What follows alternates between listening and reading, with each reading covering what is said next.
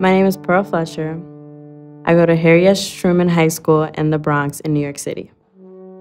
I wake up at 5 o'clock in the morning. I get my whole house together, I get my brothers together for school, get my sister up. My name is Nuñez. I go to school at John Bowne in Flushing, Queens, New York City. I have to leave the house at about 6:10. I have to get on the bus at 6:18. I take two buses. I take the Q52, and then I take the Q88, and then I walk about 3 minutes and I should be there. Living in the city is difficult. We're not a town, we are a city. And everybody is from a different location, everybody's coming from a different space. I'm not knocking my own background, but my mom and my dad drove me to practice. They waited for me to finish and they drove me home. I don't know if I'd made it if I had to walk a mile, hop on the bus, and then take a subway. Had a friend, Nancy Easton, who was running a charter school on the Lower East Side, and she asked me if I would do a 6 or 7 week course with some of her 7th and 8th graders in wrestling. At a place called Hamilton Recreational Center, I went over there and started throwing kids around. And I met a guy named Rob Schoenberg.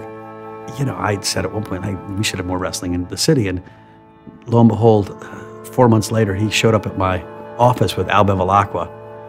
And Al had this vision for a long time and had been trying to build this concept of Beat the Streets. They asked for money, and I wrote him a check to buy a mat and start a program at Baruch Middle School, where Rob's kid was going. And so the first program really was Baruch. It's been a labor of love and a journey, a grind, I'd say. And we got a long way to go. What really drew me in was the first tournament I wrestled at. I think it was the Charles Glass tournament, which is like the novice tournament, and I did terrible. And that made me feel like not only do I need to be in this sport, but I need to prove to myself that I'm not terrible. When I wrestle, I mainly like to use my speed, so I'm a type of low single guy. But if I get it to underhooks and everything, I like to throw.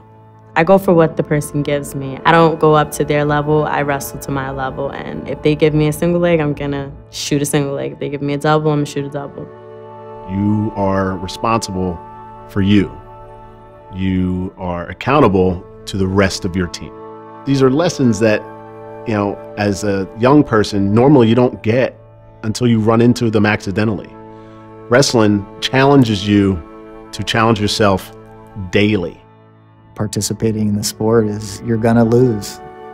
You're gonna get beat and it's gonna hurt, but then you're gonna build yourself up. You could be down 5 points in a match with 30 seconds left, but if you give up, you're only pushing yourself down. It's a sport that teaches people how to have self-confidence, how to be tough, and how to lead off the front foot. This is my first year at wrestling, basically, and I just went 0-2 here. Why even continue? But Mark Anthony Macias had mentioned to me, next year you will be a state placer. Next year I was a state placer. My junior year after I placed at states, Mark Anthony Macias said, you will be a state champ. And then my next year I won a state title. So he always believed in me, which is the reason why I always believed in him. Over the last 10 years, Beat the Streets has moved mountains. We support 150 programs and over 3,000 kids. And so the only way we can do that is by the generous support of people that believe in our mission. We use those donations to pay for the middle school coaches, to pay for buses to take kids to tournaments. We fund our own staff. I wouldn't have ever even learned about this sport if it wasn't for Beat the Streets, because they provided the mats. They provided the wrestling. My first pair of wrestling shoes were Beat the Streets wrestling shoes. We as a nonprofit, the Harlem Jets, would not be able to afford all those things on our own. Before wrestling, I've never been out of New York.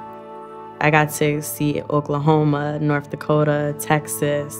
Every once in a while, I get depressed thinking, we're not moving them along fast enough, we're not having enough impact on kids' lives. And then I'll talk to one of the coaches and he'll say, hey, in my neighborhood, for my kids, just getting them together and getting them on a mat and having them feel like they've got a second family, that's a win.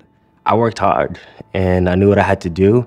And I remember actually when I showed up to one of the practices, I was talking to Coach Mike and he was like, yeah, where do you want to go to school? Do you want to go to college? I was like, yeah, I want to go to Brown. He was like, okay, we'll make that happen for you.